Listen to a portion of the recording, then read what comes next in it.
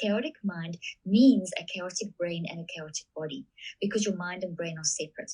So you may as well learn how to manage it. So this is not an extra tool. I mean, it is a tool, but it's a system, but it's not something over and above. It's actually something that makes everything else work, because your mind is what is making everything else work. The difference between you, me, and a dead person is our mind. So mind is our aliveness, and it's our ability to think and to feel and to choose.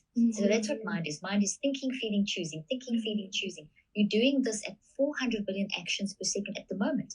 You right now, all the listeners and viewers, you are thinking, feeling, and choosing in these cycles at 400 billion actions per second.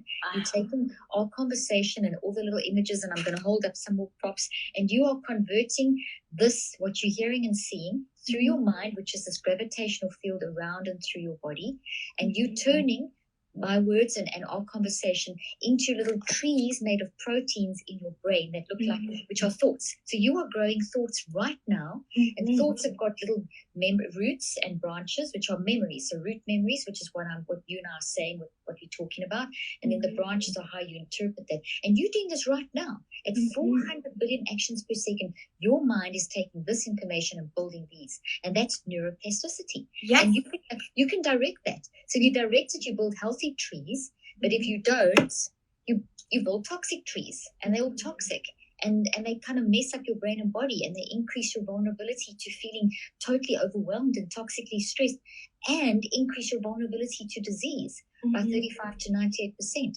So mind's working anyway. So if you manage it, it does this. If you don't manage it, it does this. So you can't even say, I don't want to manage my mind, because then you live in this.